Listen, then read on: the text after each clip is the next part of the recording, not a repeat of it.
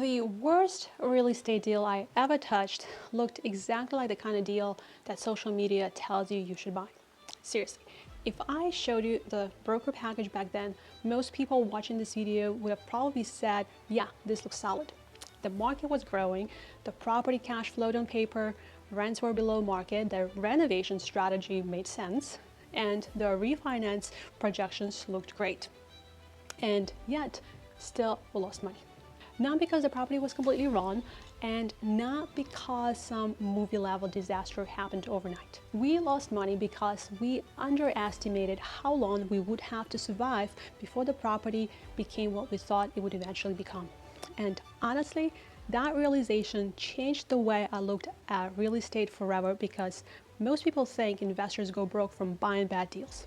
But in reality, a lot of investors go broke because they ran out of time before the deal has time to recover. I think this is the part nobody really explains online, because most real estate content is designed to get people excited and not prepared. You can ask ChatGPT how to analyze a property.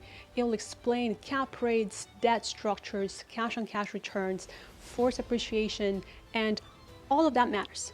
But none of those things prepare you for what happens emotionally when the deal stops behaving according to the timeline in your spreadsheet. And that's the real business, not acquisitions, but pressure. Because the people who survive long-term in real estate are usually not the people who bought the flashiest assets. They're the people who can stay rational while uncertainty lasts way longer than they expected. Before we go further, I want you to pause the video for 30 seconds and write down 3 numbers, because I promise this exercise matters more than most underwriting templates people obsess over. First, how much liquidity do you actually have access to right now? Real liquidity, not promised investor money, not HELOC fantasies, but actual cash. Second, how many months could you survive if one of your deals stopped performing tomorrow? And third, how much stress can you tolerate before fear starts changing your decision making? Because beginners buy based on upside, and veterans buy based on survival. They understand the goal is not maximizing returns in year number 1. The goal is staying alive just long enough for compounding to happen. Here was the property, 32-unit multifamily deal, late 1980s construction, around 87% occupied when we acquired it. Purchase price around $3.8 million. The business plan was the standard value add play that everybody in real estate loves to talk about online. Renovate units, increase rents, improve operations, refinance later at a higher valuation. And honestly, if I'm being fair, the deal wasn't crazy. That's what makes this lesson dangerous. The truly dangerous deals are usually not the obvious terrible ones. They're the deals that almost work. That's what traps people psychologically, because every few months, the property gives you just enough hope to keep going. Occupancy improves a little bit, revenue starts moving in the right direction. So you convince yourself the turnaround is just right around the corner, and you start saying things like, once rates soften, this will work, or we're probably just 6 months away from stabilization. And eventually you realize something very uncomfortable. You're no longer financing a business plan, you're financing hope. And hope gets very expensive in real estate. What made the deal dangerous wasn't a catastrophic event, it was accumulation.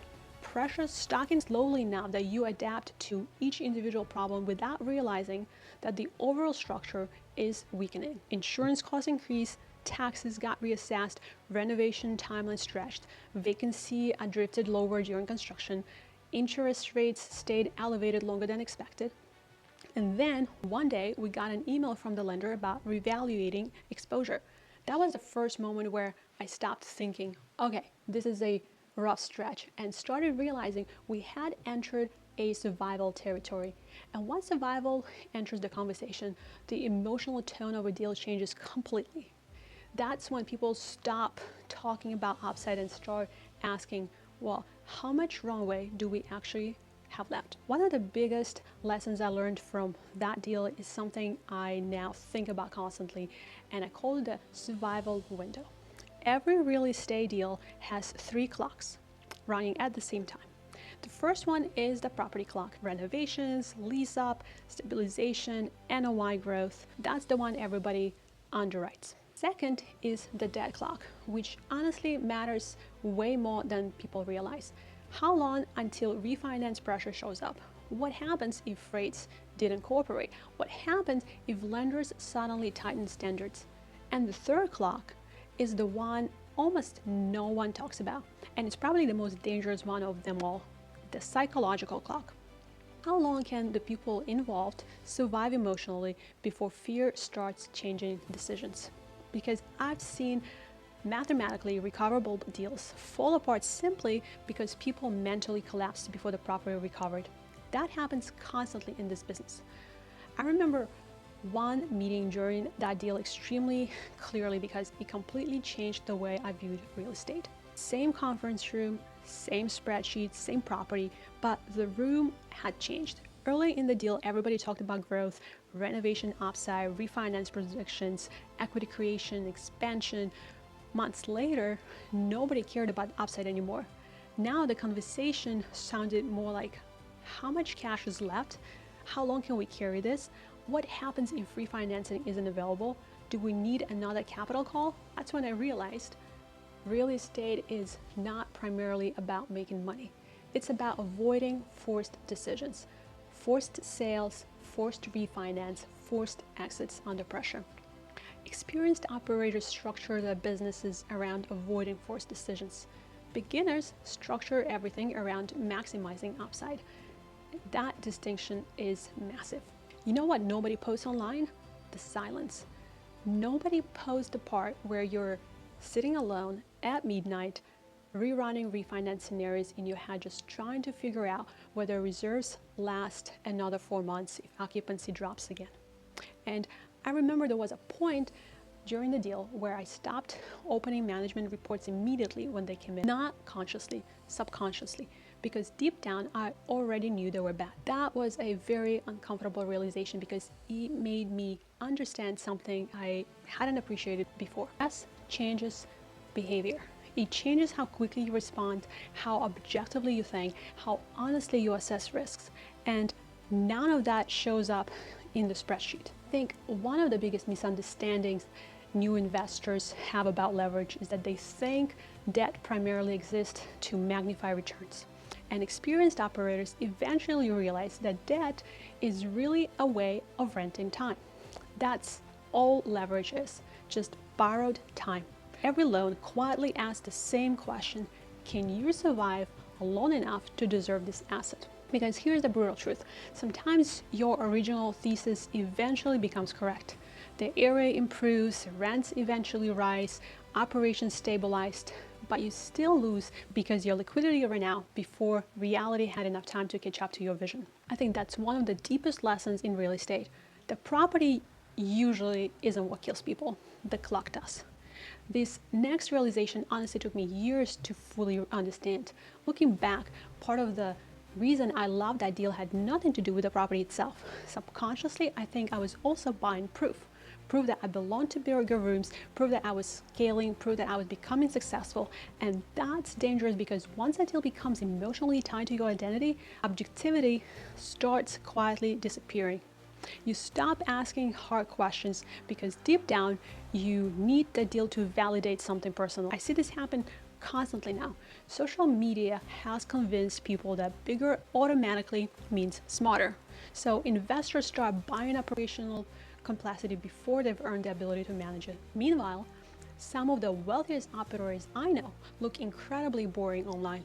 No flashy branding, no fake entrepreneur energy, just disciplined acquisitions, conservative debt, strong reserves, and enough emotional control to survive ugly cycles. And honestly, those are the type of people that usually win in real estate. One of the most dangerous things that can happen to an investor is early success during a strong market, because rising markets can financially reward stupidity for an uncomfortably long time. Cheap debt hides mistakes, appreciation hides weak operations, momentum disguises incompetence, and eventually the cycle does change.